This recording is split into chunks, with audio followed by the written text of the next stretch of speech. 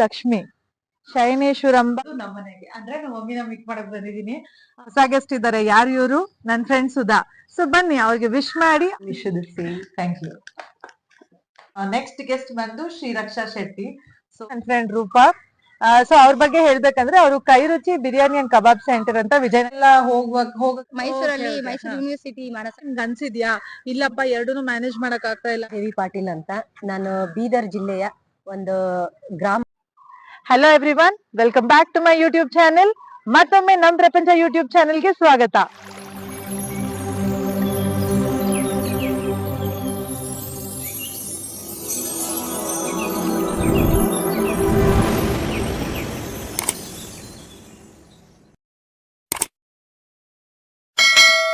ಎಲ್ಲ ಮಹಿಳೆಯರಿಗೂ happy women's day ಹೇಳ್ತಾ, ಸೊ ನಾವು ವುಮೆನ್ಸ್ ಡೇ ಸ್ಪೆಷಲ್ ಸೀರೀಸ್ ನ ಸ್ಟಾರ್ಟ್ ಮಾಡ್ತಾ ಇದ್ದೀನಿ.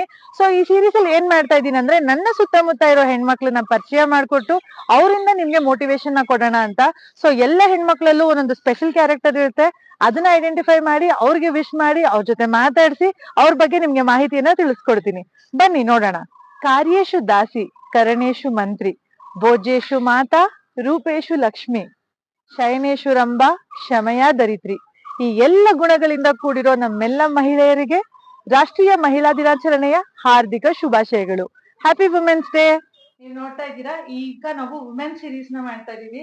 ವುಮೆನ್ಸ್ ಡೇ ಸ್ಪೆಷಲ್ ಆಗಿ ತುಂಬಾ ಜನ ಹೆಣ್ಮಕ್ಳನ್ನ ಮಾತಾಡಿಸಿ ಅವ್ರಿಗೆ ಏನ್ ಅನ್ಸುತ್ತೆ ವುಮೆನ್ಸ್ ಡೇ ಬಗ್ಗೆ, ಅವ್ರ ಲೈಫ್ ಎಕ್ಸ್ಪೀರಿಯನ್ಸ್ ಏನು, ಅವ್ರ ಜನಕ್ಕೆ ಏನ್ ಹೇಳಕ್ ಇಷ್ಟ ಪಡ್ತಾರೆ ಅಂತ ತಿಳ್ಕೊಂಡು ಅವ್ರಿಗೆ ವಿಶ್ ಮಾಡ್ತಾ ಇದೀವಿ. ಸೊ ತುಂಬಾ ನರ್ವಸ್ ಆಗ್ತಿದೆ ನಂಗೆ ಫಸ್ಟ್ ಟೈಮ್, ಯಾಕೆಂದ್ರೆ ನಾನ್ ಇವತ್ತು ಬಂದಿರೋದು ನಮ್ಮ ಮನೆಗೆ, ಅಂದ್ರೆ ನಮ್ಮ ಮಮ್ಮಿನ ಮೀಟ್ ಮಾಡಕ್ ಬಂದಿದ್ದೀನಿ. ಸೊ ಅವ್ರನ್ನ ಕೇಳಿ ತಿಳ್ಕೊಳ್ಳೋಣ ಏನ್ ಅನ್ಸುತ್ತೆ ಅವ್ರಿಗೆ. ತುಂಬಾ ವಿಷಯಗಳಿದೆ ಮಾತಾಡಕ್ಕೆ. ಸೊ ಒನ್ ಬೈ ಒನ್ ಮಾತಾಡ್ತಾ ಹೋಗೋಣ. ಅದಕ್ ಮುಂಚೆ ನಾನು ಅವ್ರಿಗೆ ಫಸ್ಟ್ ಆಫ್ ಆಲ್ ವುಮೆನ್ಸ್ ಡೇಗೆ ವಿಶ್ ಮಾಡ್ಬೇಕು. ಸೊ ಅಮ್ಮ, happy women's day. Thank you. ನಿನಗೂ ಅಷ್ಟೇ happy women's day. Thank you so ಎಲ್ಲರಿಗೂ happy women's day. Yes. So yes, first ಈಗ ನನ್ಗೆ ನನ್ನ ಲೈಫಲ್ಲಿ ತಗೊಂಡ್ರೆ ಧೈರ್ಯ, ಸ್ಟ್ರಾಂಗ್ ಆಗಿರ್ಬೇಕು, ಇಂಡಿಪೆಂಡೆಂಟ್ ಆಗಿರ್ಬೇಕು, ಅಥವಾ ಯಾರೋ ಒಬ್ರ ತರ ಇರ್ಬೇಕು ಅಂತಂದ್ರೆ ಅದನ್ನ ನಾನು ಫಾಲೋ ಮಾಡಿದ್ದೆ ನಮ್ಮ ಅಮ್ಮನ. So small small things life ಅಲ್ಲಿ ಮನೆನೇ ಮೊದಲ ಪಾಠಶಾಲೆ ಅಂತ ಹೇಗೆ ಹೇಳ್ತಾರೋ ಹಾಗೆ ನಾನು ಕೂಡ ಎಷ್ಟೊಂದು ವಿಷಯಗಳನ್ನ ಮನೆಯಿಂದಾನೇ ಕಲ್ತಿರೋದು. ಸೊ ಇವತ್ತು ಎಷ್ಟು ಬೋಲ್ಡ್ ಆಗಿದ್ದೀನಿ, ಇವತ್ತು ಏನ್ ಅನ್ಸುತ್ತೆ ಅದನ್ನ ಮಾಡ್ತಾ ಇದೀನಿ ಅಂದ್ರೆ ಅದಕ್ಕೆಲ್ಲ ರೀಸನ್ ಅವರೇ. ತುಂಬಾ ವಿಷಯ ನಾನು ಫಾಲೋ ಮಾಡ್ತೀನಿ. ಎಷ್ಟಂದ್ರೆ ಒಂದ್ ಸ್ಮಾಲ್ ಎಕ್ಸಾಂಪಲ್ ಹೇಳ್ಬೋದು. ನಾನು ರೈಟ್ ಹ್ಯಾಂಡ್ ವಾಚ್ ಕಟ್ಟೋದು ಕೂಡ ಅವ್ರು ರೈಟ್ ಹ್ಯಾಂಡ್ ವಾಚ್ ವೇರ್ ಮಾಡ್ತಾ ಇದ್ರು ಅಂತ.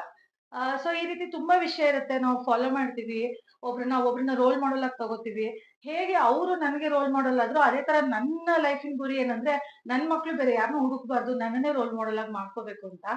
ಆತರ ಮಾಡ್ಕೋಬೇಕಂದ್ರೆ ನಾವು ಫಸ್ಟ್ ಆಫ್ ಆಲ್ ಸ್ಟ್ರಾಂಗ್ ಆಗಿರ್ಬೇಕು, ಇಂಡಿಪೆಂಡೆಂಟ್ ಆಗಿರ್ಬೇಕು, ಮತ್ತೆ ಫೈನಾನ್ಷಿಯಲ್ ಇಂಡಿಪೆಂಡೆನ್ಸ್ ಅನ್ನೋದು ತುಂಬಾ ಮುಖ್ಯ. ಸೊ ಬನ್ನಿ ಅವ್ರ ಹತ್ರ ಮಾತಾಡೋಣ. ನನಗೆ ಇಷ್ಟು ಗೊತ್ತು ಅವ್ರ ಬಗ್ಗೆ. ಸೊ ಇನ್ನು ಎಷ್ಟೋ ವಿಷಯಗಳು ಗೊತ್ತಿಲ್ಲದೆ ಇರೋದಿರುತ್ತಲ್ವಾ, ಅದನ್ನ ಅವ್ರನ್ನೇ ಕೇಳಿ ತಿಳ್ಕೊಳ್ಳೋಣ. ಎಸ್ ಅಮ್ಮ, ಫಸ್ಟ್ ಎಜುಕೇಶನ್ ಅಲ್ವಾ? ಎಜುಕೇಶನ್ ಅನ್ನೋದು ಇವಾಗ ಕಾಮನ್. ಇವಾಗೆಲ್ಲ ಯಾರು ಹುಡುಗ ಹುಡುಗಿ ಅಂತ ನೋಡ್ತಾ ಇಲ್ಲ. ಯಾವ್ದೇ ಮಕ್ಳಿದ್ರು ಎಜುಕೇಶನ್ ಕೊಡಿಸ್ತಾರೆ. ಬಟ್ ನೀನು ಹುಟ್ಟಿದ್ದು 62 ನಲ್ಲಿ. ಸೊ ಅವಾಗ ಹೇಗಿತ್ತು? ಅವಾಗ ಕೆಲವರು ಎಜುಕೇಶನ್ ಕೊಡ್ತಾ ಇದ್ರು, ಕೆಲವ್ರು ಫ್ಯಾಮಿಲಿನಲ್ಲಿ ಆರ್ಥೋಡಾಕ್ಸ್ ಇದ್ರು, ಕೊಡ್ತಾ ಇರ್ಲಿಲ್ಲ. ನಮ್ ಫ್ಯಾಮಿಲಿಯಲ್ಲಿ ನೋಡ್ಬೇಕು ಅಂತಂದ್ರೆ ನಮ್ಮಮ್ಮ ತುಂಬಾ ಆರ್ಥೋಡಾಕ್ಸ್. ತುಂಬಾ ಚಿಕ್ಕ ವಯಸ್ಸಿಗೆ ಹೆಣ್ಮಕ್ಳಿಗೆಲ್ಲ ಮದ್ವೆ ಮಾಡ್ತಾ ಇದ್ರು. ನನ್ಗೂ 13-14 ವರ್ಷಕ್ಕೆಲ್ಲ ಮದ್ವೆ ಮಾಡ್ಬೇಕು ಅಂತ ಕೂಡ ನೋಡಿದ್ರು. ಆದ್ರೆ ನಾನು ಹಠ ಮಾಡಿ ನಾನು ಓದ್ಲೇಬೇಕು, ಇಲ್ಲ ನಾನು ಮುಂದಕ್ಕೆ ಓದ್ಲೇಬೇಕು ಅಂತ ಹೇಳಿ ಹಠ ಮಾಡಿದಕ್ಕೆ ನಮ್ ತಂದೆ ಸಪೋರ್ಟ್ ಇಂದ ನಾನು ಎಜುಕೇಶನ್ ಮಾಡಕ್ ಸಾಧ್ಯ ಆಯ್ತು. ಆದ್ರೂ ಇನ್ನೂ ನಂದು ಡಿಗ್ರಿ ಕಂಪ್ಲೀಟ್ ಆಗಿಲ್ದೇ ಇದ್ರು ಕೂಡ ಮಧ್ಯದಲ್ಲೇ ಮದ್ವೆ ಮಾಡಿದ್ರು. ಆಮೇಲೆ ನನ್ ಹಸ್ಬೆಂಡ್ಗೆ ಅಂದ್ರೆ ನಿಮ್ಮ ಅಪ್ಪಗೆ ತುಂಬಾ ಇಷ್ಟ ಆಯ್ತು ಓದಿಸ್ಬೇಕು ಅಂತ. ಹಂಗಾಗಿ ಅವ್ರ ಮುಂದೆ ನನ್ಗೆ ಓದಿಸಿದ್ರು. BSc ಕಂಪ್ಲೀಟ್ ಮಾಡ್ಸಿದ್ರು, ಆಮೇಲೆ B.Ed ಕಂಪ್ಲೀಟ್ ಮಾಡ್ಸಿದ್ರು, M.Ed ಮಾಡ್ಸಿದ್ರು. ಸೊ ಗೊತ್ತಾಯ್ತಲ್ಲ, ಇವಾಗೆಲ್ಲ NPS ಅಂದ್ರೆ ಎಷ್ಟು ಫೇಮಸ್ ಅಲ್ವಾ? NPS ಅಲ್ಲಿ ಸೀಟೇ ಸಿಗಲ್ಲ ಅಂತ ಹೇಳ್ತಾರೆ. ಅಂತದ್ರಲ್ಲಿ ಆ ಟೈಮಲ್ಲಿ ನಮ್ಮ ಮಮ್ಮಿ NPS ಅಲ್ಲಿ ಓದಿದ್ದು. ಸೊ ಡಿಗ್ರಿನೂ ಕೂಡ ಹಂಗೆ ಕಂಪ್ಲೀಟ್ ಮಾಡ್ಕೊಂಡ್ರು. ಮದ್ವೆ ಆದ್ಮೇಲೆ ನಮ್ ತಂದೆ ಸಪೋರ್ಟ್ ಮಾಡಿ, ಸೊ ಮದ್ವೆ ಆಯ್ತು ಅಂತ ಎಜುಕೇಶನ್ ಡ್ರಾಪ್ ಮಾಡ್ಲಿಲ್ಲ, ಹಾಗೆ ಎಜುಕೇಶನ್ ಕಂಟಿನ್ಯೂ ಮಾಡಿ ಡಿಗ್ರಿ, ಮಾಸ್ಟರ್ ಡಿಗ್ರಿ ಕೂಡ ಮಾಡ್ಕೊಂಡ್ರು. ಸೊ ಓಕೆ, ಅವಾಗ ನೀವು ಚಾಲೆಂಜ್ ಆಗಿ ತಗೊಂಡ್ರಿ, ನಿಮ್ಮನೇಲಿ ನಿಮ್ ತಂದೆ ಸಪೋರ್ಟ್ ಮಾಡಿದ್ರು. ಸೊ ಅದಕ್ಕೆ ಎಜುಕೇಶನ್ ಕಂಪ್ಲೀಟ್ ಮಾಡ್ಕೊಂಡ್ರಿ. ಬಟ್ ಇವತ್ತು ಎಷ್ಟೋ ರೀಸನ್ಸ್ಗೆ ಹೆಣ್ಮಕ್ಳು ಎಜುಕೇಶನ್ ನ ಸ್ಟಾಪ್ ಮಾಡೋದು, ಏನೋ ಒಂದ್ ರೀಸನ್ ಗೆ ಸ್ಟಾಪ್ ಮಾಡ್ತಾರೆ. ಸೊ ಅವ್ರಿಗೆ ಏನ್ ಹೇಳ್ತೀಯಮ್ಮ? ಏನು ಇಂಪಾರ್ಟೆನ್ಸ್ ಎಜುಕೇಶನ್ ಅಂತ ಅನ್ಸುತ್ತೆ ನಿಮ್ಗೆ? ಎಜುಕೇಶನ್ ತುಂಬಾ ಇಂಪಾರ್ಟೆಂಟ್. ಯಾಕೆಂದ್ರೆ ನಾವು ಮೆನ್ ವಿಮೆನ್ ಇಬ್ರು ಸಮಾಜದಲ್ಲಿ ಈಕ್ವಲ್ ಅಂತ ಅಂದ್ಮೇಲೆ ನಮಗೂ ಈ ಸಮಾಜದಲ್ಲಿ ಏನ್ ಆಗ್ತಾ ಇದೆ, ಏನ್ ಹೋಗ್ತಾ ಇದೆ, ಪಾಲಿಟಿಕ್ಸ್ ಅಲ್ಲಿ ಏನ್ ನಡೀತಾ ಇದೆ ಎಲ್ಲಾನು ತಿಳ್ಕೊಳೋ ಅಂತ ಅಧಿಕಾರ ನಮಗೂ ಇದೆ. ಮತ್ತೆ ಅದನ್ನೆಲ್ಲ ತಿಳ್ಕೊಳಕ್ಕೋಸ್ಕರ ನಾವ್ ಎಜುಕೇಶನ್ ಪಡ್ಕೊಂಡಿರ್ಬೇಕು ಅಂತ ನನ್ಗನ್ಸುತ್ತೆ. ಅಷ್ಟಲ್ದೆ ನಾವು ನಮ್ಮ ಮಕ್ಕಳನ್ನ ಮುಂದಕ್ಕೆ ಎಜುಕೇಟೆಡ್ ಅನ್ನಾಗಿ ಮಾಡೋಕ್ಕೋಸ್ಕರ ಆದ್ರೂ ನಾವ್ ಎಜುಕೇಟೆಡ್ ಆಗಿರ್ಬೇಕು. ಬರೀ ಕೆಲಸ ಮಾಡಿ ದುಡ್ಡು ಸಂಪಾದನೆ ಮಾಡ್ಬೇಕು ಅನ್ನೋದು ಒಂದೇ ಒಂದು ರೀಸನ್ಗೋಸ್ಕರ ಎಜುಕೇಶನ್ ಬೇಕು ಅಂತ ಅಲ್ಲ. ನಾವು ಈ ಸಮಾಜದಲ್ಲಿ ಸಮಾಜನ ನಾವು ಕೂಡ ಸರಿಯಾಗಿ ರೀತಿನಲ್ಲಿ ನಡ್ಸ್ಕೊಂಡು ಹೋಗ್ಬೇಕು ಅಂತಂದ್ರೆ ನಾವು ಎಜುಕೇಟೆಡ್ ಆಗಿರ್ಬೇಕು. ಸಮಾಜ ನಮಗ್ ಮರ್ಯಾದೆ ಕೊಡ್ಬೇಕು ಅಂತಂದ್ರೂ ಕೂಡ ನಾವು ಎಜುಕೇಟೆಡ್ ಆಗಿರ್ಬೇಕು ಅಂತ ನನ್ನ ಅನಿಸಿಕೆ. ಇವತ್ತು ನಮ್ ಜೊತೆ ಹೊಸ ಗೆಸ್ಟ್ ಇದ್ದಾರೆ. ಯಾರು ಇವರು? ನನ್ ಫ್ರೆಂಡ್ ಸುಧಾ. ಸೊ ಬನ್ನಿ ಅವ್ರಿಗೆ ವಿಶ್ ಮಾಡಿ ಅವ್ರ ಬಗ್ಗೆ ಹೆಚ್ಚಿನ ಮಾಹಿತಿಯನ್ನು ತಿಳ್ಕೊಳ್ಳೋಣ. Ma'am, happy women's day. Thank you ma'am, wish the same. Thank you. So ಹೇಳಿ ಮ್ಯಾಮ್, ಫಸ್ಟ್ ನಿಮ್ ಬಗ್ಗೆ ಹೇಳಿ. ಮ್ಯಾಮ್, ನನ್ನ ಹೆಸರು ಸುಧಾ. ನಾನು SJRC ಲಾ ಕಾಲೇಜಲ್ಲಿ 99 ಬ್ಯಾಚ್ ಇಂದ 2004ಗೆ ನಾನು ಪಾಸ್ ಔಟ್ ಆಗಿ, ಇದು ನಮ್ಮ KJID ಬಿಲ್ಡಿಂಗು, ಅಂದ್ರೆ ನಾವು ಎನ್ರೋಲ್ ಆಗುವಂತ ಬಿಲ್ಡಿಂಗು. ಇದೇ ಬಿಲ್ಡಿಂಗ್ ಅಲ್ಲಿ 21 ವರ್ಷದ ಹಿಂದೆ ನಾನು ಎನ್ರೋಲ್ ಆಗಿದ್ದೆ ಮ್ಯಾಮ್. ಅಲ್ಲಿಂದ ನನ್ನ ಕರಿಯರ್ ಇಲ್ಲಿ ಹೈಕೋರ್ಟ್ ಅಲ್ಲಿ ಸ್ಟಾರ್ಟ್ ಆಗಿದೆ. So 21 years of experience. So ನಿಮ್ಗೆಲ್ಲ ಗೊತ್ತಾಗ್ಬೋದು ಅವ್ರಿಗೆ ಎಷ್ಟು ಎಕ್ಸ್ಪೀರಿಯನ್ಸ್ ಇದೆ ಇದೇ ಫೀಲ್ಡ್ ಅಲ್ಲಿ ಅಂತ. Yes ma'am. ಮತ್ತೆ ನೀವು ಇವಾಗ ಎಷ್ಟೊಂದು ಪ್ರೊಫೆಷನ್ಸ್ ಇತ್ತು, ಅದ್ರಲ್ಲಿ ನೀವು ಅಡ್ವೊಕೇಟೇ ಆಗ್ಬೇಕು ಅಂತ ಯಾಕೆ ಆಯ್ಕೆ ಮಾಡ್ಕೊಂಡ್ರಿ? ಮ್ಯಾಮ್, ಆಕ್ಚುಲಿ ನನಗೆ ಮೊದ್ಲಿಂದ ಇಂಟೆನ್ಷನ್ ಏನಿತ್ತು ಅಂದ್ರೆ ಸೋಷಿಯಲ್ ಸರ್ವಿಸ್ ಮಾಡ್ಬೇಕು ಅನ್ನೋದು ನನ್ನ ಮೇನ್ ಒಂದು ಉದ್ದೇಶ ಆಗಿತ್ತು. ಸೊ ಹಾಗಾಗಿ ಬೇರೆ ತರದಲ್ಲೂ ಮಾಡ್ಬೋದಿತ್ತು. ಲೈಕ್ ನಿಮ್ಗೆ ಗೊತ್ತಿರೋ ಹಾಗೆ KS, IAS, UPSC ಎಲ್ಲ ಇತ್ತು. ಸೊ ಹಾಗಾಗಿ ಸ್ವಲ್ಪ ಅದ್ರಲ್ಲಿ ನಾವು ಒಂದೊಂದು ಇನಿಷಿಯೇಟಿವ್ ತಗೊಂಡ್ವಿ ಎಕ್ಸಾಮ್ಸ್. ಬಟ್ ಆದ್ರೂ ಯಾಕೋ ಇದನ್ನ ಮಾಡಿದಾಗ ನಮ್ಗೆ ಒಂದು ಜಸ್ಟಿಸ್ ಕೊಡಿಸ್ಬೋದು ಅಂತ ಒಂದು ನಮ್ಮ ಮೈಂಡಿಗೆ ಬಂತು. ಹಾಗಾಗಿ ಇದು ನಮ್ಮ ಸ್ವಂತ ಪ್ರಯತ್ನ ಆಗಿರುತ್ತೆ. ಯಾಕಂದ್ರೆ ಕೇಸಸ್ ನಾವು ತಗೊಳ್ತೀವಿ, ಅದನ್ನ ಹೇಗ್ ನಡ್ಸ್ಕೊಂಡು ಹೋಗ್ಬೇಕು ಅನ್ನೋದು ನಮಗೆ ಗೊತ್ತಿರುತ್ತೆ. ಸೊ ಹಾಗಾಗಿ ಇಲ್ಲಿಂದನೇ ಸ್ಟಾರ್ಟ್ ಮಾಡೋಣ ಅಂತ ಹೇಳಿ ನಾನು ಈ ಪ್ರೊಫೆಷನ್ ನ ಚೂಸ್ ಮಾಡಿದೆ. ಕರೆಕ್ಟ್. ಯಾವುದೇ ಪ್ರೊಫೆಷನ್ ನಾವು ಚೂಸ್ ಮಾಡ್ಬೋದು, ಬಟ್ ಅದನ್ನ ನಡೆಸ್ಕೊಂಡು ಹೋಗೋದು ತುಂಬಾ ಇಂಪಾರ್ಟೆಂಟ್. 21 ಇಯರ್ಸ್ ಇಂದ ಅವ್ರು ಇದೇ ಕೆಲಸ ಮಾಡ್ತಾ ಇದಾರೆ ಅಂದ್ಮೇಲೆ ಅವ್ರಿಗೆ ಕಂಪ್ಲೀಟ್ ಎಕ್ಸ್ಪೀರಿಯನ್ಸ್ ಇರುತ್ತೆ ಇದ್ರ ಬಗ್ಗೆ. ಸೊ ನೆಕ್ಸ್ಟ್ ವಿಷಯ ಏನಂದ್ರೆ, ಈಗ ನಾವು ಪ್ರತಿಯೊಂದು ಹೆಣ್ಣನ್ನು ನೋಡಿದಾಗ ಒಂದು ಕ್ಯಾರೆಕ್ಟರ್ ತುಂಬಾ ಅಟ್ರಾಕ್ಟ್ ಆಗುತ್ತೆ. ಸೊ ಅದೇ ರೀತಿ ನನಗೆ ಇವ್ರ ಬಗ್ಗೆ ತುಂಬಾ ಅಟ್ರಾಕ್ಟ್ ಆಗಿದ್ದ ಕ್ಯಾರೆಕ್ಟರ್ ಏನಂದ್ರೆ ಇಂಡಿಪೆಂಡೆನ್ಸ್. ಇಂಡಿಪೆಂಡೆನ್ಸ್ ಅಂದ್ರೆ ನನ್ನ ಪ್ರಕಾರ ಸ್ವೇಚ್ಛೆ ಅಲ್ಲ. ಅಂದ್ರೆ ಯಾರು ನಮ್ಮನ್ನೇನು ಕೇಳ್ಬಾರ್ದು, ನಮಗ್ ಬೇಕಾದ್ ಮಾಡ್ಕೊಂಡಿರ್ಬೋದು ಅನ್ನೋ ತರ ಅಲ್ಲ. ಎಲ್ಲಾ ಕೆಲ್ಸಗಳನ್ನು ಇಂಡಿಪೆಂಡೆಂಟ್ ಆಗಿ ನಾನೇ ಹ್ಯಾಂಡಲ್ ಮಾಡಿ ಮುಗಿಸ್ತೀನಿ ಅನ್ನೋ ಧೈರ್ಯ ಇದೆಯಲ್ಲ, ಅದೇ ಇಂಡಿಪೆಂಡೆನ್ಸ್. ಸೊ ಅದು ಖಂಡಿತ ಎಲ್ಲಾ ಹೆಣ್ಮಕ್ಳಿಗೂ ಬೇಕು ಇವತ್ತಿನ ಕಾಲದಲ್ಲಿ. ಸೊ ನನ್ ಸುತ್ತಮುತ್ತ ಇರೋ ಹೆಣ್ಮಕ್ಳಲ್ಲಿ ನನ್ಗೆ ಇವರು ಅದಕ್ಕೆ ರೋಲ್ ಮಾಡೆಲ್ ಅಥವಾ ಎಕ್ಸಾಂಪಲ್ ಅನ್ನಿಸ್ತಾರೆ. ಬನ್ನಿ ಅದ್ರ ಬಗ್ಗೆ ಅವ್ರ ಹತ್ರ ಮಾತಾಡೋಣ. ಮ್ಯಾಮ್, ನಿಮಗೆ ಇಂಡಿಪೆಂಡೆನ್ಸ್ ಅಂದ್ರೆ ಏನಂತ ಅನ್ಸುತ್ತೆ? ಮ್ಯಾಮ್, ಇಂಡಿಪೆಂಡೆನ್ಸ್ ಅಂತ ಹೇಳಿದ್ರೆ ನಮ್ಮ ಕೆಲಸನ ನಾವು ಮಾಡ್ಕೊಳ್ಳುವಂಥದ್ದು, ಸ್ವೇ ಇಚ್ಛೆ. ಅಂದ್ರೆ ಇವಾಗ ಫಾರ್ ಎಕ್ಸಾಂಪಲ್ ನೀವು ಯಾವ್ದೋ ಒಂದು ಡಿಪಾರ್ಟ್ಮೆಂಟ್, ಇವಾಗ ಪೊಲೀಸ್ ಸ್ಟೇಷನ್ ಹೋಗ್ಬೇಕು ಅಂತ ಇರುತ್ತೆ. ಸೊ ನಾವೇನ್ ಮಾಡ್ತೀವಿ, ಹೆಣ್ಮಕ್ಳು ಪೊಲೀಸ್ ಸ್ಟೇಷನ್ ಹೋಗ್ಬೋದಾ ಅಂತ ಒಂದು ಎಲ್ಲೋ ಒಂದ್ ಕಡೆ ಹಿಂಜರಿಕೆ ಇರುತ್ತೆ. ಆದ್ರೆ ಈ ಕೋರ್ಟ್ ಹಾಕಿದಾಗ ಈ ಪ್ರೊಫೆಷನಲ್ ಏನ್ ಅನ್ಸುತ್ತೆ, ಇಲ್ಲ ನಾನು ಹೋಗ್ಬೋದು, ಅವ್ರಿಗಿಂತ ನಾವು ಏನು ಇದಿಲ್ಲ, ಒಳಗಡೆ ಹೋಗೋಣ ಅನ್ನೋ ಒಂದು, ಅಂದ್ರೆ ಅದನ್ನ ಇಂಡಿಪೆಂಡೆನ್ಸ್ ಅಂತ ನಾನ್ ಅನ್ಕೊಳ್ತೇನೆ. ಅಂದ್ರೆ ಎಲ್ಲೇ ಯಾವ್ದೇ ಡಿಪಾರ್ಟ್ಮೆಂಟ್ಗೆ ಹೋಗಿ ಎಲ್ಲೇ ಹೋಗಿ ನಾವೊಬ್ರು ಈ ಒಂದು ಪ್ರೊಫೆಷನಲ್ ಇರೋದ್ರಿಂದ, ಓ ಇಲ್ಲ ನಾನು ಈ ಕೆಲಸ ಮಾಡ್ಬೋದು, ಗಂಡಸ್ರ ಮೇಲೆ ನಾವು ಡಿಪೆಂಡ್ ಆಗುವ ಅವಶ್ಯಕತೆ ಇಲ್ಲ ಅನ್ನೋ ಒಂದು ಇಂಟೆನ್ಷನ್ ನಮಗ್ ಬರುತ್ತೆ. ಸೊ ಹಾಗಾಗಿ ಏನಾಗುತ್ತೆ, ನಾವು ಎಲ್ಲ ರೀತಿನಲ್ಲೂ ಅದ್ರ ಒಳಗಡೆ ಹೋಗ್ಲಿಕ್ಕೆ ಪ್ರಯತ್ನ ಪಡ್ತೀವಿ. ಇಂಡಿಪೆಂಡೆನ್ಸ್ ಅಂದ್ರೆ ನಮ್ಮ ಕೆಲಸ ನಾವು ಮಾಡ್ಕೊಳ್ತೀವಿ, ಯಾರ ಒಂದು ಸಹಾಯನೂ ಇಲ್ಲದೆ ನಾವು ಮುಂದುವರಿಬಹುದು ಅನ್ನೋದು ನನ್ನ ಅನಿಸಿಕೆ. ಕರೆಕ್ಟ್. ಅವ್ರು ಹೇಳಿದ್ದು ಎಷ್ಟು ಚೆನ್ನಾಗಿತ್ತಲ್ಲ. ಸೊ ಎಲ್ಲಾ ಕೆಲಸಗಳನ್ನು ನಾವು ಮಾಡಿ ಮುಗಿಸ್ತೀವಿ ಅನ್ನೋ ಧೈರ್ಯ ಇದೆಯಲ್ಲ, ಅದೇ ಇಂಡಿಪೆಂಡೆನ್ಸ್, ಅದೇ ಇವರ ಕಂಪ್ಲೀಟ್ ಪಾಸಿಟಿವ್ ಅಂತ ನಂಗೆ ಅನ್ಸುತ್ತೆ. ಬರೀ ಇದು ಒಂದೇ ಅಲ್ಲ, ಒಂದು ಫ್ಯಾಮಿಲಿ ಹ್ಯಾಂಡಲ್ ಮಾಡೋದು ಇರ್ಬೋದು, ಸೋಷಿಯಲ್ ಸರ್ವಿಸ್ ಇರ್ಬೋದು, ಎಲ್ಲದರಲ್ಲೂ ಅವ್ರನ್ನ ತೊಡಗಿಸ್ಕೊಂಡಿದ್ದಾರೆ. ಸೊ ತುಂಬಾ ಖುಷಿ ಆಗುತ್ತೆ ಇವ್ರು ನಮ್ ಜೊತೆ ಇರೋದು. ಸೊ ಲಾಸ್ಟ್ಲಿ ಯಾವ ಮೆಸೇಜ್ ಕೊಡಕ್ ಇಷ್ಟಪಡ್ತೀರಾ ಮ್ಯಾಮ್ ನಮ್ಮ ಹೆಣ್ಮಕ್ಳಿಗೆ? ಮ್ಯಾಮ್, ಆಕ್ಚುಲಿ ಹೆಣ್ಮಕ್ಳು ಈಗಿನ ಒಂದು ಟ್ರೆಂಡ್ ಅಲ್ಲಿ ಎಲ್ಲಾ ಪ್ರೊಫೆಷನಲ್ ಇದಾರೆ, ಎಲ್ಲದಲ್ಲೂ ಇಂಡಿಪೆಂಡೆಂಟ್ ಆಗಿದ್ದಾರೆ, ಎಲ್ಲದಲ್ಲೂ ನಾವು ಮಾಡ್ಬೋದು ನಾವು ತೋರಿಸ್ಕೊಂಡಿದೀವಿ. ಬರೀ 33% ಕೊಟ್ಟಿದ್ದಾರೆ ಅನ್ನೋ ಒಂದೇ ಉದ್ದೇಶ ಅಲ್ಲ, ನಾವು ಅದಕ್ಕಿಂತ ಮುಂಚೆಯಿಂದನೂ ಸಹ ನಮ್ಮ ಹಕ್ಕಿಗೋಸ್ಕರ ನಾವು ಹೋರಾಟ ಮಾಡ್ತಾನೆ ಬಂದಿದೀವಿ. ಇದುವರೆಗೂ ಮಾಡ್ತಾ ಇದೀವಿ, ಈಗ 33% ವರ್ಗೂ ಬಂದಿದೀವಿ. ಸೊ ಹಾಗಾಗಿ ಇನ್ನು ಮುಂದಕ್ಕೆ ಏನೇನ್ ಪ್ರಯತ್ನ ಮಾಡ್ಬೇಕು ಅದನ್ನ ಮಾಡೋಣ. ಆದ್ರೆ ಹೆಣ್ಮಕ್ಳು ಯಾವ್ದೇ ಕಾರಣಕ್ಕೂ ಹಿಂಜರಿಬಾರ್ದು. ಬಟ್ ನಮಗ್ ಕೊಟ್ಟಿರುವಂತ ಇಂಡಿಪೆಂಡೆನ್ಸ್ ನ ಮಿಸ್ಯೂಸ್ ಮಾಡ್ಕೊಳ್ಬಾರ್ದು. ಅದನ್ನ ಒಳ್ಳೆ ರೀತಿನಲ್ಲಿ ಅದನ್ನ ಬಳಸ್ಕೊಂಡು ಮುಂದುವರಿಬೇಕು ಅನ್ನೋದೇ ನನ್ನ ಒಂದು ಆಶಯ. Yes ma'am. ನಮ್ ಯೂಟ್ಯೂಬ್ ಚಾನಲ್ ನೋಡ್ತಾ ಇದ್ದೀರಾ? ಎಸ್ ಮ್ಯಾಮ್, ಡೆಫಿನೆಟ್ಲಿ ನಾನು ತುಂಬಾ ಫಾಲೋ ಮಾಡ್ತಾ ಇದೀನಿ ಅದನ್ನ. ಆಲ್ ದ ಬೆಸ್ಟ್ ಯುವರ್ ನಮ್ ಪ್ರಪಂಚ ಯೂಟ್ಯೂಬ್ ಚಾನಲ್. ಕಂಗ್ರಾಚುಲೇಷನ್ಸ್. ಹೀಗೆ ನಿಮ್ಮ ಯೂಟ್ಯೂಬ್ ಚಾನಲ್ ಇನ್ನೂ ಮುಂದುವರಿಲಿ, ವ್ಯೂವರ್ಸ್ ಜಾಸ್ತಿ ಆಗ್ಲಿ, ಸಬ್ಸ್ಕ್ರಿಪ್ಷನ್ ಜಾಸ್ತಿ ಆಗ್ಲಿ. All the best ma'am. Thank you so much. Pleasure talking to you ma'am. Thank you. ಈಗ ನನ್ ಜೊತೆ ಇರೋದು ನನ್ನ ಫ್ರೆಂಡ್ ರೂಪಾ. ಸೊ ಅವ್ರ ಬಗ್ಗೆ ಹೇಳ್ಬೇಕಂದ್ರೆ, ಅವರು ಕೈ ರುಚಿ ಬಿರಿಯಾನಿ ಅಂಡ್ ಕಬಾಬ್ ಸೆಂಟರ್ ಅಂತ ವಿಜಯನಗರಲ್ಲಿ ನಡೆಸ್ತಾ ಇದ್ದಾರೆ. ಸೊ ತುಂಬಾ ಇಂಡಿಪೆಂಡೆಂಟ್ ಲೇಡಿ. ಬನ್ನಿ ಅವ್ರನ್ನ ವಿಶ್ ಮಾಡಿ ಅವ್ರ ಬಗ್ಗೆ ಹೆಚ್ಚಿನ ಮಾಹಿತಿಯನ್ನ ತಿಳ್ಕೊಳ್ಳೋಣ. Rupa, happy women's day. Thank you. Wish the same. Yes.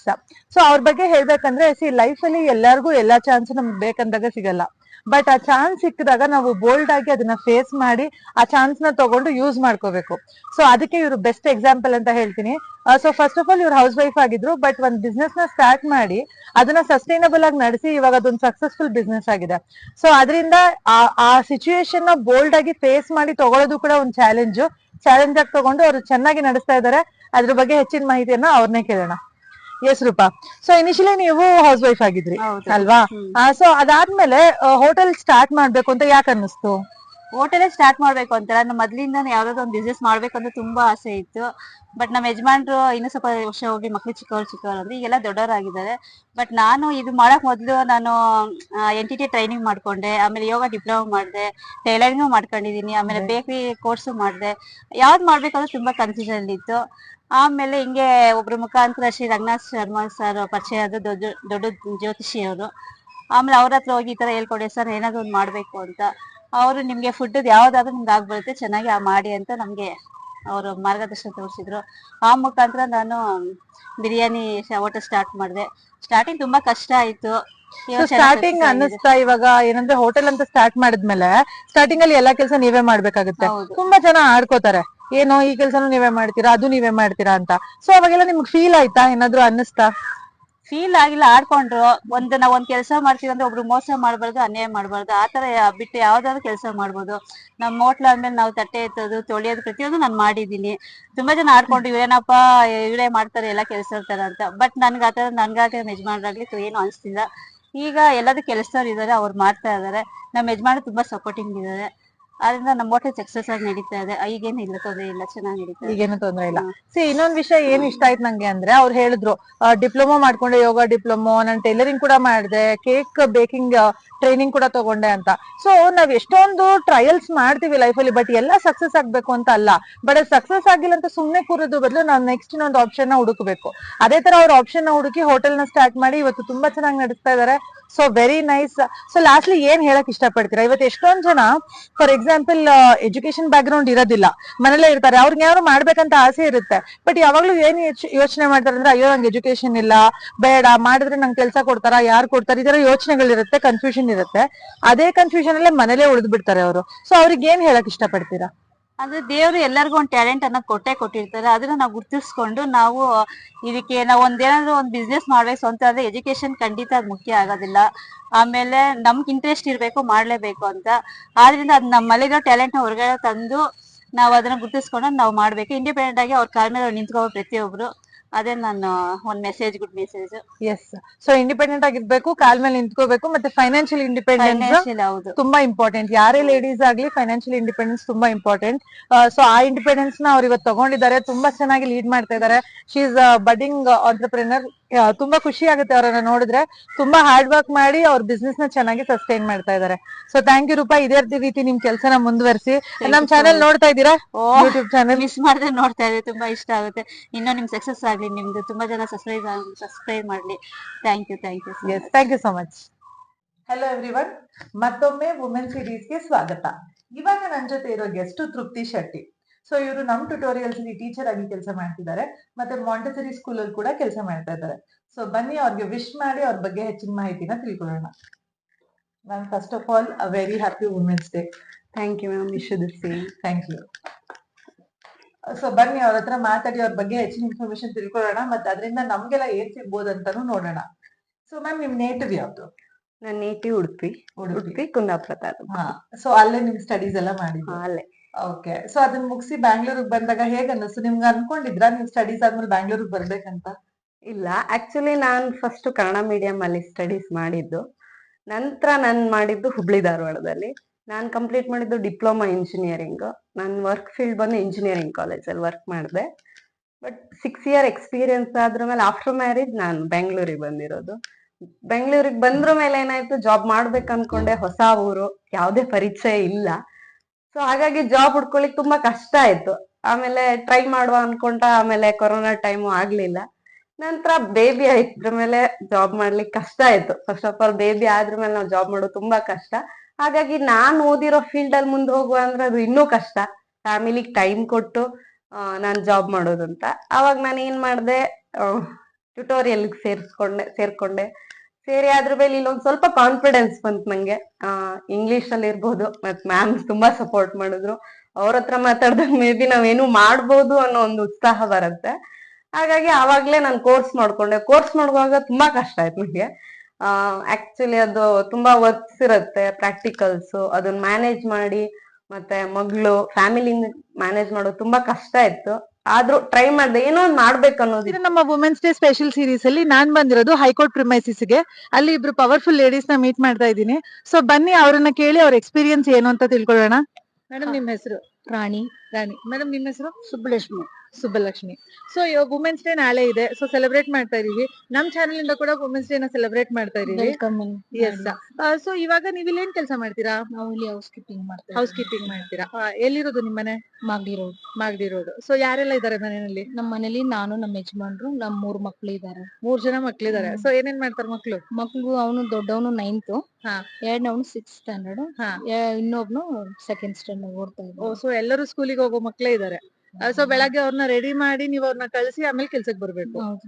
So ಅದಾದ್ಮೇಲೆ ಓದ್ಸೋದು ಎಲ್ಲ ಇರುತ್ತೆ.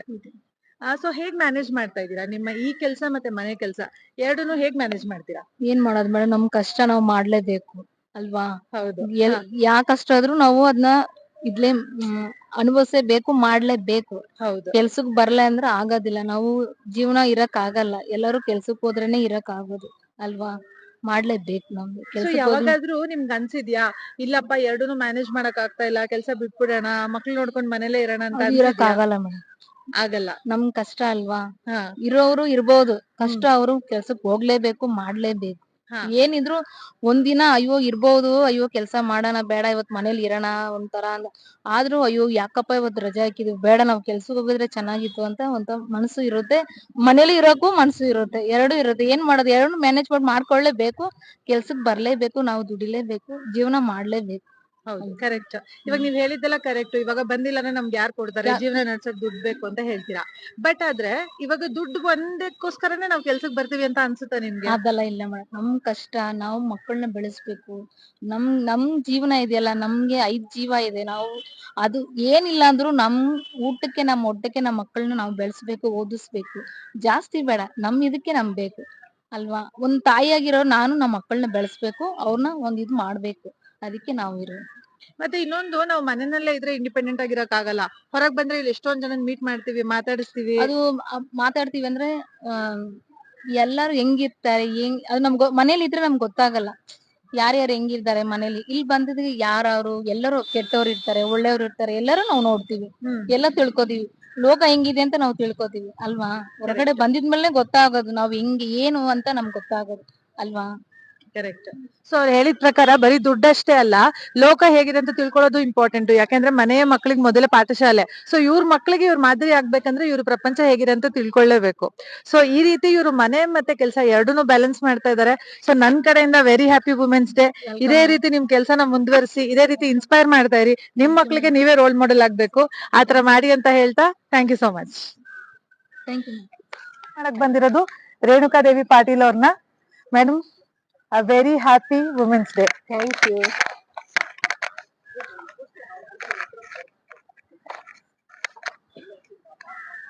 ಎಸ್, ಬನ್ನಿ ಅವ್ರನ್ನ ವೆಲ್ಕಮ್ ಮ್ಯಾಮ್.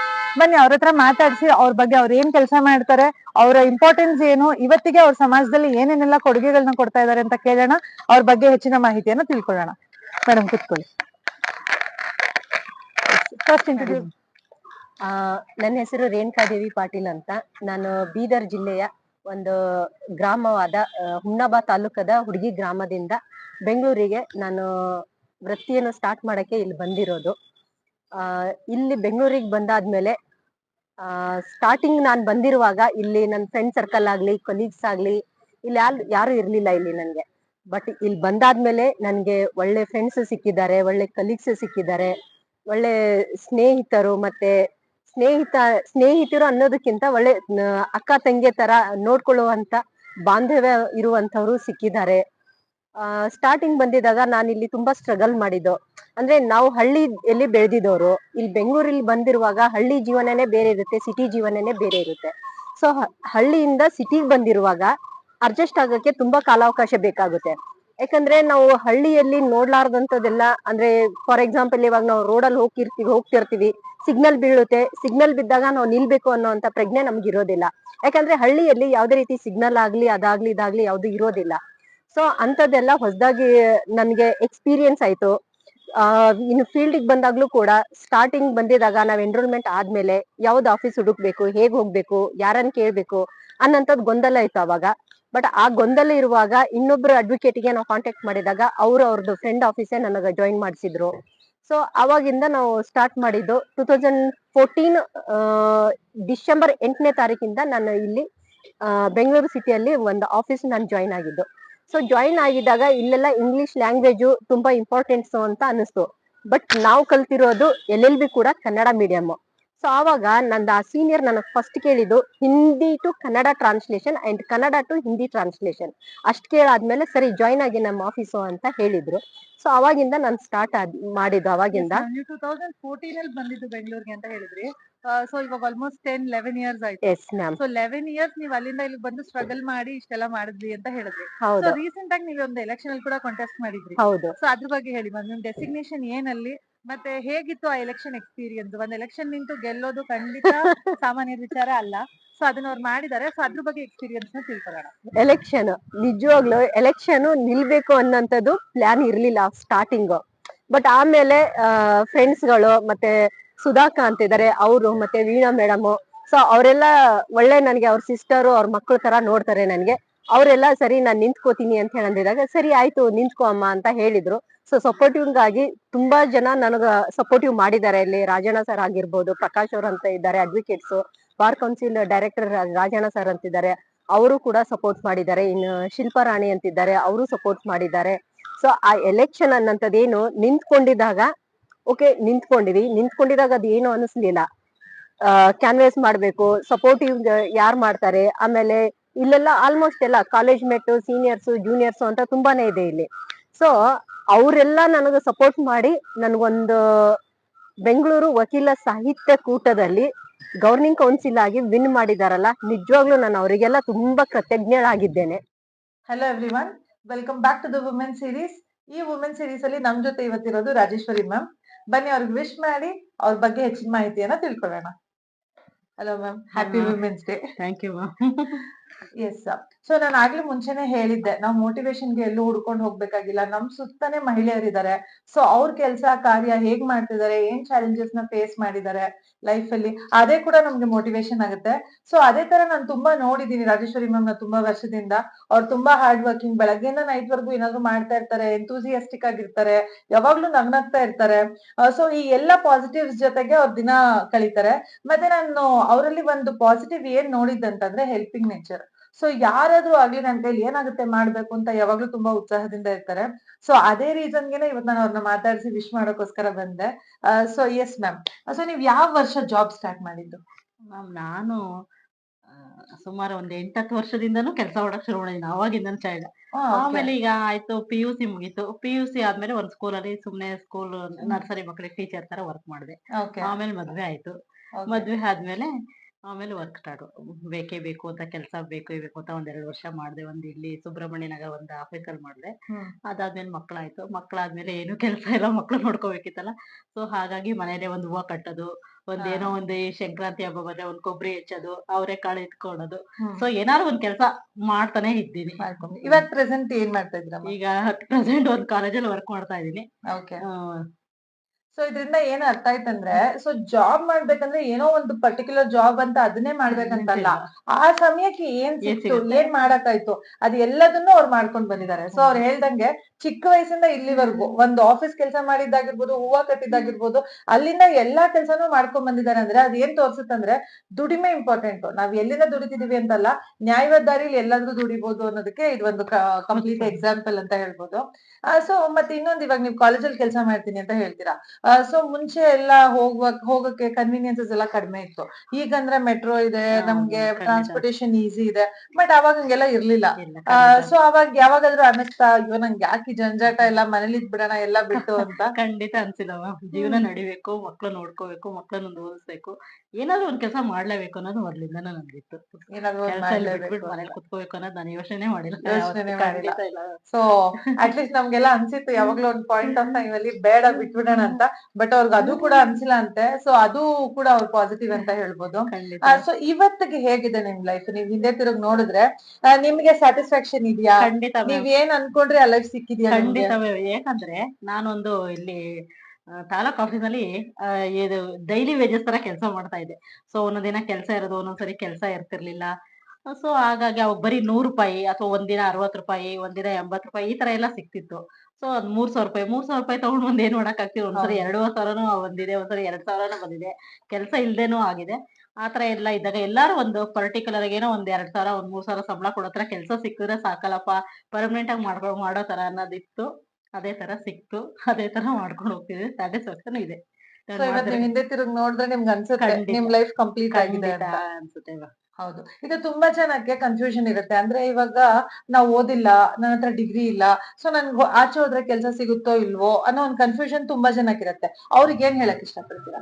ನಾವ್ ಏನಾದ್ರು ಒಂದ್ ಪ್ರಯತ್ನ ಮಾಡ್ತೀರಿ, ಏನಾದ್ರು ಒಂದ್ ಕೆಲಸ ಸಿಕ್ಕೇ ಸಿಗುತ್ತೆ. ಇಲ್ಲ ಅಂತ ಮಾತ್ರ ಹೇಳಕ್ ಆಗಲ್ಲ ಅನ್ನೋದ್ ಖಂಡಿತ ಹೇಳ್ಬೋದು.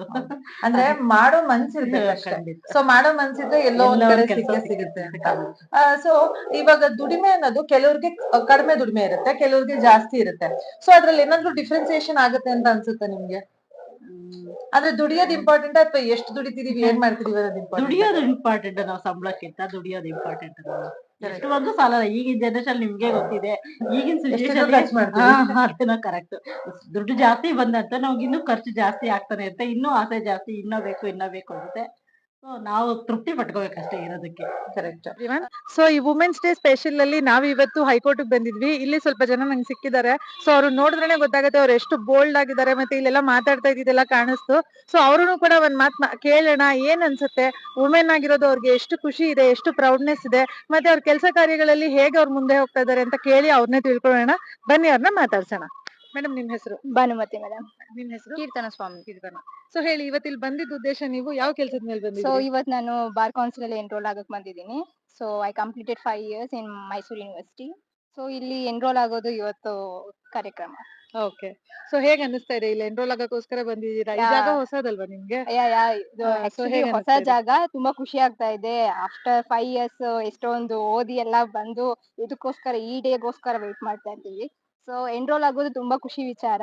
ಆಸ್ ಅಡ್ವೊಕೇಟ್ ಆಗಿ ಸಮಾಜದಲ್ಲಿ ಒಂದು ಒಳ್ಳೆ ಮಾದರಿಯಾಗಿ ಬೆಳಿಬೇಕು ಅನ್ನೋದು ಖುಷಿ ವಿಚಾರ. And I am looking forward. Correct. So ಇವಾಗ ಎಷ್ಟೊಂದ್ ಪ್ರೊಫೆಷನ್ಸ್ ಇದೆ ಒಂದು ಮಹಿಳೆಗೆ ಚೂಸ್ ಮಾಡಕ್ಕೆ. ಅದ್ರಲ್ಲಿ ಕೆಲವೊಂದ್ ಪೊಸಿಷನ್ಸ್ ಯಾವ್ದು ನಾವ್ ಹೇಳ್ತೀವಿ, ಪೊಲೀಸ್ ಡಿಪಾರ್ಟ್ಮೆಂಟ್ ಇರ್ಬೋದು, ಆರ್ಮಿ ನೇವಿ ಇರ್ಬೋದು, ಈ ಲಾ ಇರ್ಬೋದು, ಇದೆಲ್ಲ ಅಷ್ಟು ಈಸಿ ಅಲ್ಲ ಚೂಸ್ ಮಾಡಕ್ಕೆ, ಎಲ್ಲಾರ್ ಹೌದು. ಕೈಲೂ ಆಗಲ್ಲ. ಅದಕ್ಕೆ ಒಂದು ಡಿಫ್ರೆಂಟ್ ಲೆವೆಲ್ ಆಫ್ ಬೋಲ್ಡ್ನೆಸ್ ಬೇಕು. Yeah, so yeah. ನೀವು ಯಾಕೆ ಈ ಪ್ರೊಫೆಷನ್ ಚೂಸ್ ಮಾಡಿದ್ರಿ?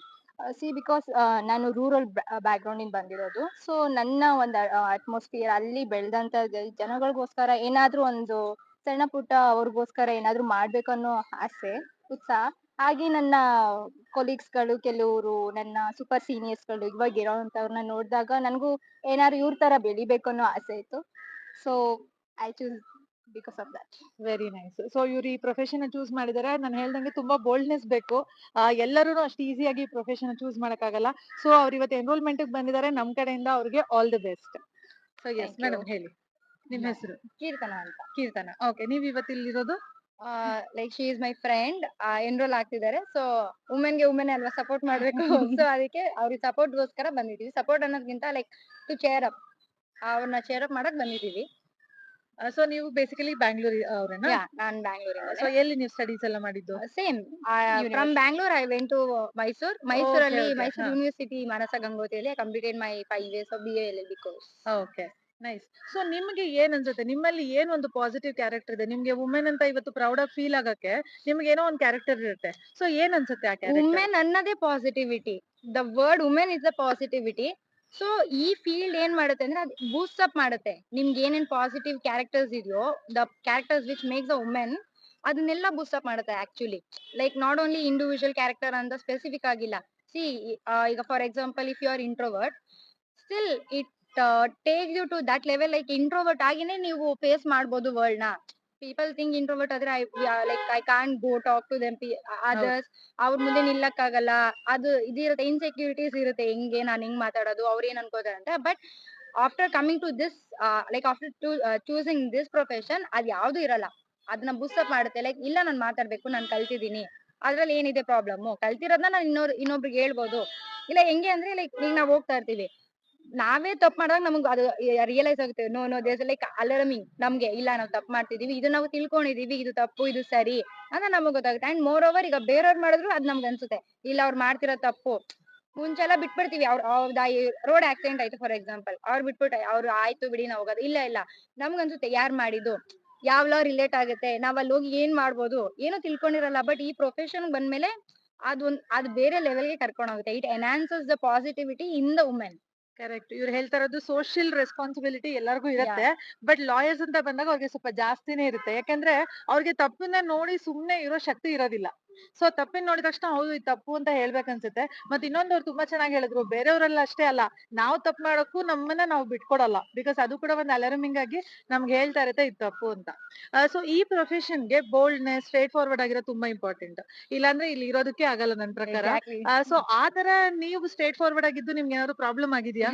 ತುಂಬಾ ಸಲ ಆಗಿದೆ. ಲೈಕ್ ಸಿನ್ಸ್ ಬರ್ತಿಂದನು ಲೈಕ್ ಸ್ವಲ್ಪ ಬೋಲ್ಡ್ ಆಗಿದ್ದೆ ನಾನು. So my parents wanted me, like especially my mom, ನನ್ ಬೋಲ್ಡ್ನೆಸ್ ನೋಡ್ಬಿಟ್ಟೆ. ಲೈಕ್ ನಂದು ಬೇಸಿಕಲಿ ಸೈನ್ಸ್ ಬ್ಯಾಕ್ ಗ್ರೌಂಡ್, ನನ್ಗೆ ಒಂದು ಚೂರ್ ಕೂಡ ಇಮ್ಯಾಜಿನೇಷನ್ ಅಲ್ಲಿ ಇರ್ಲಿಲ್ಲ like I end up being an advocate ಅಂತ. ವೈಟ್ ಕೋಟ್ ಚೂಸ್ ಮಾಡೋಣ ಅಂತ ಇದ್ದೆ, but destiny was like this.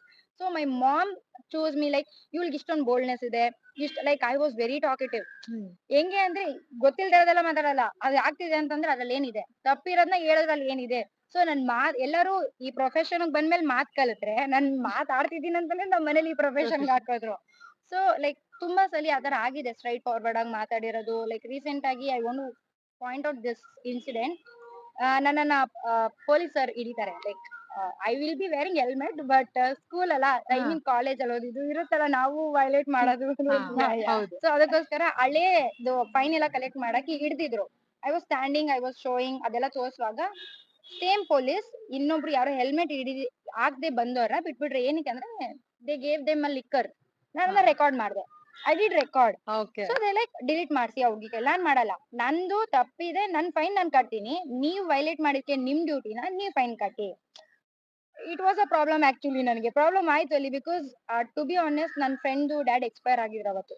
ನಾನು ಹೇಳ್ತಿದ್ದೀನಿ, ಒಬ್ಬೊಬ್ರು ಎಸ್ಕೇಪ್ ಆಗಕ್ಕೆ ಹೇಳ್ತಾರೆ, ಈ ತರ ಕಾಮನ್ ಅದು ರೀಸನ್ ಕೊಡೋದು. ಬಟ್ ನಂಗೆ ಆಕ್ಚುಲಿ ರಿಯಲ್ ಆಗಿತ್ತು. Still I couldn't see my friends ಅದನ್ನ ನೋಡಕ್ ಆಗಿಲ್ಲ. ನಾನು ಹೋಗೋಷ್ಟಲ್ಲೇ ಲೈಕ್ ಯು ಕ್ಯಾನ್ ಆಸ್ಕ್, ನಾನು ಹೋಗೋಷ್ಟಲ್ಲೇ ಇದು ಮಾಡ್ಬಿಟ್ಟಿದ್ರು. I really curse them so much. I told them, ನಾನ್ ಗಾಡಿ ಇಲ್ಲೇ ಬಿಟ್ಬಿಟ್ಟು ಹೋಗ್ತೀನಿ, that's not an issue, I can take the bus ಅಂತ. ಅದೇ like no, you be here, all delete that video. ಮಾಡಲ್ಲ. ಬಟ್ ಸ್ಟಿಲ್ ನಾನು ಪೇ ಮಾಡ್ದೆ ಫೈನ್. ಪೇ ಮಾಡಿ ಇದ್ ಮಾಡಿ. So being some way like ಆತರ ತುಂಬಾ ಸ್ಟ್ರೈಟ್ ಫಾರ್ವರ್ಡ್ ಆಗಿರೋದು ತುಂಬಾ ಪ್ರಾಬ್ಲಮ್ ಇದೆ. ಬಟ್ ಅದನ್ನ ಬಿಟ್ಕೊಟ್ಟಿಲ್ಲ. I will be there. ಇವಾಗ ಪ್ರಾಬ್ಲಮ್ ಆಯ್ತು, ಬಟ್ ಅವತ್ ನಿಮ್ಗೆ ಸ್ಟ್ರೇಟ್ ಫಾರ್ವರ್ಡ್ನೆಸ್ ಇಂದ ತುಂಬಾನೇ ಪ್ರಾಬ್ಲಮ್ ಆಯ್ತು. ಬಿಕಾಸ್ ಎಮೋಷನಲಿ ಕೂಡ ನಿಮ್ಗೆ ಹರ್ಟ್ ಆಯ್ತು. ನಿಮ್ ಫ್ರೆಂಡ್ ತಂದೆನ ನೋಡ್ಲಿಕ್ಕೆ ಆಗ್ಲಿಲ್ಲ, ಕ್ರಿಮಿಷನ್ ಆಗೋಯ್ತು. ಬಟ್ ಅವತ್ ನಿಮ್ಗೆ ಅನ್ನಿಸ್ತಾ, ಅಯ್ಯೋ ಯಾಕಪ್ಪ ಬೇಕು ನಂಗೆ ಇನ್ಮೇಲೆ ಸ್ಟ್ರೇಟ್ ಫಾರ್ವರ್ಡ್ ಆಗಿರೋದ್ ಬೇಡ ನೆವರ್ ಅಂತ ಅನ್ನಿಸ್ತಾ? ಇನ್ನ ಜಾಸ್ತಿ ಆಗೋಯ್ತು. ಅವ್ರು ಏನಾರ ಮಾಡ್ಕೊಳ್ಳಿ, ಹಿಂಗ್ ಆಯ್ತಲ್ಲ, ನಾಳೆಯಿಂದ ನನ್ನ ಹೆಲ್ಮೆಟ್ ಹಾಕೋ ಬರಲ್ಲ, ಅವ್ರು ಏನ್ ಮಾಡ್ತಾರೆ ನೋಡೋದ. ಟ್ರಿಗರ್ ಮಾಡುತ್ತೆ ಬೂಸ್ಟಪ್ ಆಗ್ಬೇಕು ಅಂತ. ಬಟ್ ಇಲ್ಲ, ಯಾವತ್ತೂ ಅನ್ಸಿಲ್ಲ ನಾನ್ ಸ್ಟ್ರೈಟ್ ಫಾರ್ವರ್ಡ್ ಆಗಿದ್ದು. ಸ್ಕೂಲ್ ಟೈಮ್ ಅಲ್ಲೆಲ್ಲ ಏನೇನೋ ನೋಡಿರೋದ್ನ ಟೀಚರ್ಸ್ ಹತ್ರ ಡೈರೆಕ್ಟ್ ಆಗಿ ಹೋಗಿ ಹೇಳಿ ಆ ಒಂದು ವಿಕ್ಟಿಮ್ ಕೈನ ಓಡಿಸ್ಕೊಂಡಿರೋದು ಉಂಟು. ಬಟ್ ಸ್ಟಿಲ್ ಅದನ್ನ ನಾನ್ ಬಿಟ್ಟಿಲ್ಲ. ನನ್ ಮುಂದೆ ತಪ್ಪು ಅನ್ನೋ ತಪ್ಪೆ, ಅದ್ ನಾನೇ ತಪ್ಪು ಮಾಡಿದ್ರು ತಪ್ಪು, ಬೇರೆಯವ್ರು ಮಾಡಿದ್ರು ತಪ್ಪೆ. ಕರೆಕ್ಟ್. ಸೊ ಈ ಸ್ಟ್ರೇಟ್ ಫಾರ್ವರ್ಡ್ನೆಸ್ ಖಂಡಿತ ಎಲ್ಲಾ ವುಮೆನ್ಸ್ಗೂ ತುಂಬಾ ಇಂಪಾರ್ಟೆಂಟ್. ಸೊ ಇವತ್ತಿನ ಜನರೇಷನ್ ನಾನು ಹೇಳೋದೇ ಅದು, ಹೈಡ್ ಮಾಡೋದ್ ಬೇಕಾಗಿಲ್ಲ, ಯಾರಿಗೋ ಹೆದರ್ಕೊಂಡು ಏನೋ ಮಾಡೋದ್ ಬೇಕಾಗಿಲ್ಲ. ನಿಮಗ್ ಸರಿ ಅಂತ ಗೊತ್ತಾದ್ರೆ ಅದನ್ನ ಸರಿ ಅಂತ ಹೇಳೋಷ್ಟು ಬೋಲ್ಡ್ನೆಸ್ ಬರ್ಬೇಕು. ಸೊ ಅದೊಂದು ನಂಗೆ ತುಂಬಾ ಇಷ್ಟ ಆಯ್ತು ಇವ್ರ ಕ್ಯಾರೆಕ್ಟರ್ ಅಲ್ಲಿ. ಮತ್ತೆ ಸೆಕೆಂಡ್ ಥಿಂಗ್, ಅವ್ರು ಹೇಳ್ದೆ ನನಗೆ ಅರ್ಥ ಆಗಿದ್ ಒಂದ್ ವಿಷಯ ಇದೆ. ಏನಂದ್ರೆ ಇವತ್ತಿಗೆ women empowerment is very important. ನಾವು ನಮ್ಮನ್ನ ನಾವ್ ಎಂಪವರ್ ಮಾಡ್ಕೊಳ್ಳೋ ಜೊತೆ ನಮ್ ಕೈಯಲ್ಲಿ ಆದಾಗ ನಮ್ ಜೊತೆಗಿರೋರ್ಗು ಒಂದ್ ಎಂಪವರ್ಮೆಂಟ್ ಕೊಡ್ಬೇಕು. ಬಿಕಾಸ್ ಯಾರು ಕೂಡ ಸಡನ್ ಆಗಿ ಎದ್ದು ಬಿಡಕ್ ಆಗಲ್ಲ, ಅವ್ರಿಗೆ ಒಂದ್ ಸಪೋರ್ಟ್, ಹೆಲ್ಪ್ ಅನ್ನೋದು ಬೇಕಾಗುತ್ತೆ. ಆಗುತ್ತೆ. ಸೊ ಆ ಸಪೋರ್ಟ್ ಹೆಲ್ಪ್ ನಮ್ ಕಡೆಯಿಂದ ಸಾಧ್ಯ ಆಗುತ್ತೆ ಅಂದ್ರೆ ಖಂಡಿತ ನಾವು ಮಾಡ್ಬೇಕು.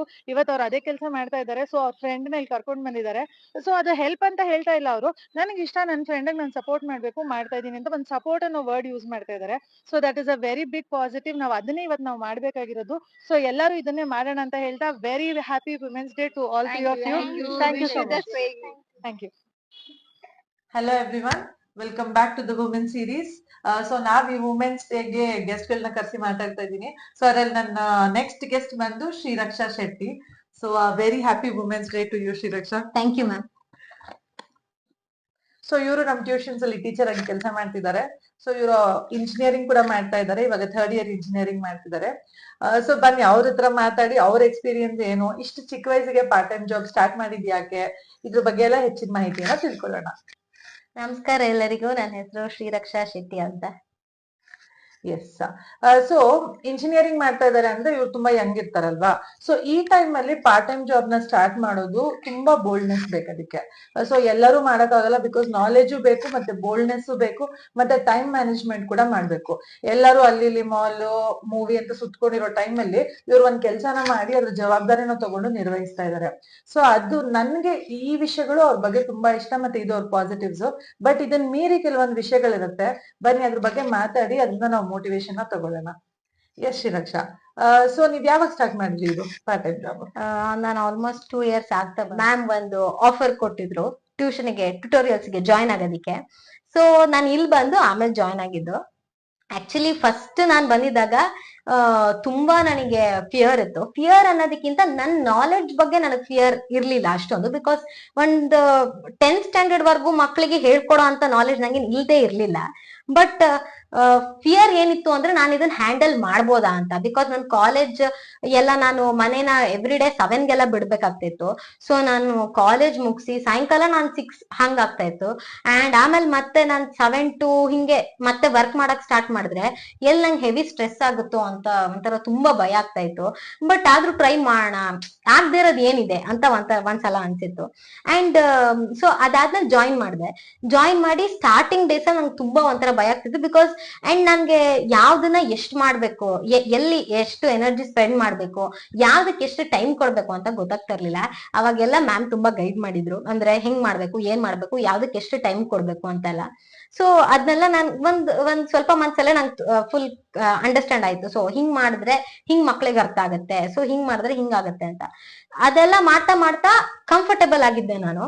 ಬಟ್ ಒಂದ್ ಹೇಳ್ಬೇಕಂದ್ರೆ ಈಗ ಒಂದ್ ಹುಡ್ಗಿ ಅಂತ ಅಂದ್ರೆ ಈಗ ಒಂದ್ ಕಂಪ್ಲೀಟ್ ಮಂತ್ ಅಂತ ನಾನು ತಗೊಳ್ತೀನಿ. ಒಂದ್ ಕಂಪ್ಲೀಟ್ ಮಂತ್ ಅಂದ್ರೆ ಇವಾಗ ಕಂಪ್ಲೀಟ್ ಮಂತ್ ಅಲ್ಲಿ ಒಂದ್ 4 weeks ಇರುತ್ತೆ. ಆ 4 weeks ಅಲ್ಲಿ ಇವಾಗ ಒಂದ್ ಓದ್ತಿರೋ ಹುಡುಗಿಗೆ ಅದ್ರಲ್ಲಿ ಒಂದ್ 2 weeks 3 weeks ಬರೀ ಅಸೈನ್ಮೆಂಟ್ಸ್ ರೆಕಾರ್ಡ್ಸ್, ಕಾಲೇಜ್ ಅಂದ್ರೆ ಅದೇ ಇರುತ್ತೆ, ಅಸೈನ್ಮೆಂಟ್ಸ್ ರೆಕಾರ್ಡ್ಸ್, ಬೇರೆ ವರ್ಕ್, ಮನೇಲಿ ಕೆಲಸ, ಇದ್ರಲ್ಲೇ ಒಂದ್ 3 week ಹೋಗಿರುತ್ತೆ. ಆಮೇಲೆ ಇನ್ನ ಒಂದ್ ವೀಕ್ ಅಲ್ಲಿ ಅವ್ರ ಮೆನ್ಸ್ಟ್ರಲ್ ಸೈಕಲ್, ಅವ್ರ ಮೂಡ್ ಸ್ವಿಂಗ್ಸ್, ಇದ್ರಲ್ಲೇ 1 month ಹೋಗಿರುತ್ತೆ. ಇದನ್ನೆಲ್ಲ ಕಂಪ್ಲೀಟ್ ಆಗಿ ಕನ್ಸಿಡರ್ ಮಾಡಿ ಅವ್ರ ಸ್ಟ್ರೆಸ್ನು ಕಂಪ್ಲೀಟ್ ಆಗಿ ಕನ್ಸಿಡರ್ ಮಾಡಿದ್ರೆ ಬರೀ ಒಂದ್ ಮಂತ್ ಅಲ್ಲೇ ತಗೊಂಡ್ರು ಆ 1 month ಕೂಡ ಅವ್ರ ಕೆಲ್ಸಾನು ಮಾಡ್ಕೊಂಡು ಕಾಲೇಜ್ಗೂ ಏನಾದ್ರು ಹೋಗ್ತಿದ್ರೆ ತುಂಬಾ ಡಿಫಿಕಲ್ಟ್ ಇದೆ.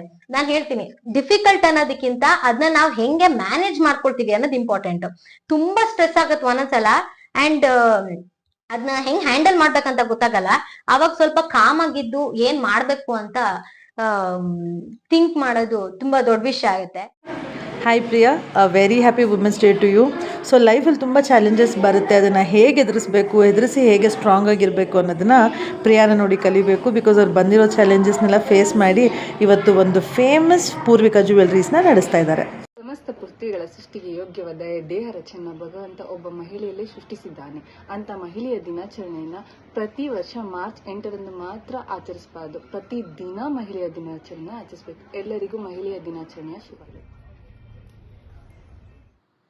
ಆದಿಲಕ್ಷ್ಮಿ, ಧನಲಕ್ಷ್ಮಿ, ಧಾನ್ಯಲಕ್ಷ್ಮಿ, ಸಂತಾನಲಕ್ಷ್ಮಿ, ಐಶ್ವರ್ಯಲಕ್ಷ್ಮಿ, ಧೈರ್ಯಲಕ್ಷ್ಮಿ, ಗಜಲಕ್ಷ್ಮಿ, ವಿದ್ಯಾಲಕ್ಷ್ಮಿ, ಈ ಎಲ್ಲ ಅಷ್ಟಲಕ್ಷ್ಮಿಯರ ಆಶೀರ್ವಾದ ಸದಾ ನಮ್ಮೆಲ್ಲರ ಮೇಲೆ ಇರ್ಲಿ ಅಂತ ಹೇಳ್ತಾ ವಿಶ್ವ ಮಹಿಳಾ ದಿನಾಚರಣೆಯ ಹಾರ್ದಿಕ ಶುಭಾಶಯಗಳು.